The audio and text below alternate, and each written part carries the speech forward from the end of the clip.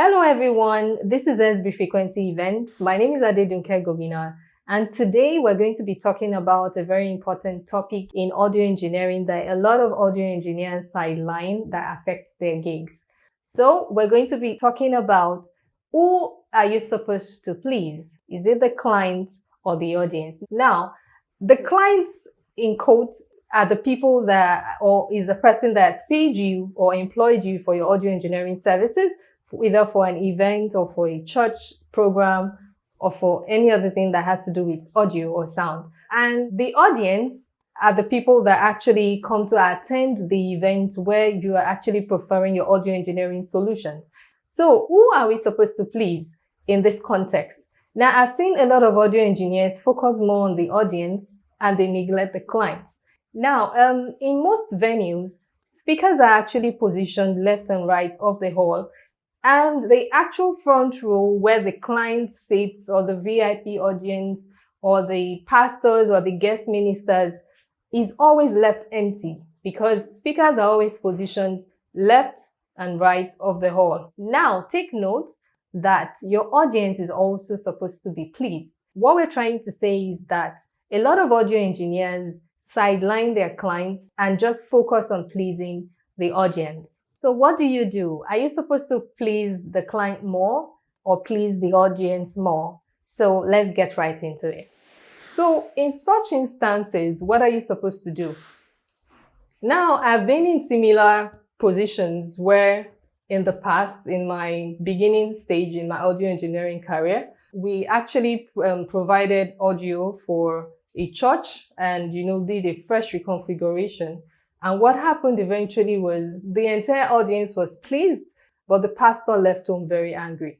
Now, why was he angry? Because we have the right habit of listening to our clients and not just ignoring whatever complaints they have. We went to sit down where pastor sat, and of a truth, sound was terrible that day. Why? Because where he was seated was directly at the front row, and the speakers were placed left and right. And at that position, we had reflections, serious reflections from stage, from all the speakers all over the hall. And the sound there wasn't good at all. So what did we do to solve this? You need to actually note in this story that everybody was pleased. Trust me, we actually transitioned from a 16-channel analog mixer, which is not even an original analog mixer, to getting an Allen and ETGL 4800. That was then. And even with that, everybody was really happy. The choir was happy. The audience, everybody were giving positive comments. But pastor was very angry. And he was the one that finally agreed to sign the check for us to come in. So what did we have to do? So what we had to do was we had to position a speaker in front. That speaker is called a front field speaker. So we had to position just a mini speaker. It doesn't have to be so big, but based on the size of that front row, sometimes you may have to use 2, you may have to use 3, but we had to just use 1. Just one single 15-inch speaker was all that solved the problem.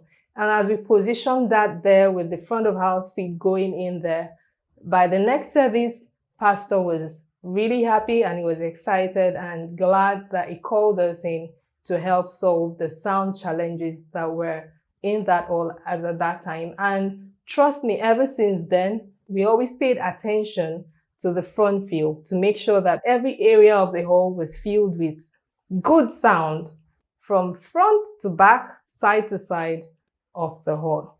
So that's for the pastor. Now, in some venues, we have the VIP or the clients or the pastor or the senior pastors and the ministers sit on the right-hand side of the stage. Sometimes they are under a particular balcony.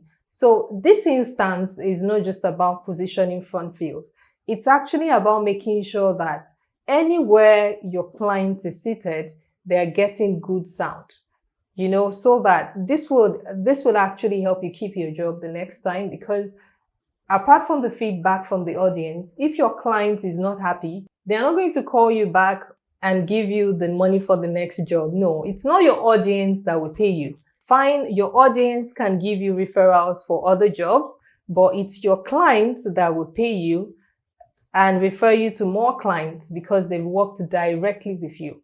So it's actually important that any position they are seated, you make sure that you put another speaker in that region that has the mix of the front of house. You can use Matrix to actually route to that. I'm actually teaching you audio engineering skill. Yeah. So, but you can use Matrix from your mixer and, pick your left and right signal and send it to that portion, to that speaker that is feeding that region.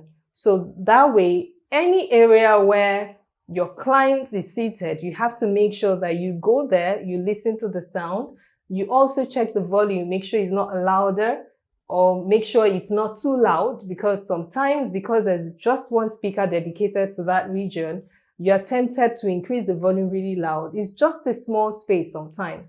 And you have to take note of blowing their hair drums. So it's not just about making sure that the mix is good. You also have to make sure that it's not too loud and it's comfortable for them, even when they are seated and they can hear the sound loud and clear. Lastly, you have to always remember to ask your clients for their feedback.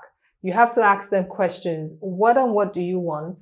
Do you want emphasis to be on the low frequency? We have worked with different kinds of clients, different kinds of churches. There's some churches, they don't want low frequencies. Those heavy subwoofer frequencies, they don't want it because they're mostly filled with elderly people, or they're the Anglican kind of setup. So they don't want that low frequency heaviness in their sound system. And there's some other clients like the contemporary churches or some concerts and gigs or shows, etc. Those ones, you must add low frequencies. Like if you don't have enough low energy in that event, you have failed them as an audio engineer. So you need to ask for feedback from your clients. There are some clients that would complain about the brass. Trust me, as little as the brass instrument, like the brass lines, they're not hearing it in the mix, etc. So you have to get feedback. Yes, you are the professional, you know what you're doing, but you're serving a client, So you have to ask for their feedback and give them what they want, but not compromising professional standards, right? So it's actually important that we get feedback from our clients. In other industries, in other fields, you have people prefer services to people and they make sure that their clients are satisfied. So why won't we do that as audio engineers? So I hope that you've been able to learn enough from this video. There are more to these things, but this is just what we're talking about for now. Till next time, we'll expatiate more on other issues, other topics. So till we come your way again, this is SB Frequency Events. Bye.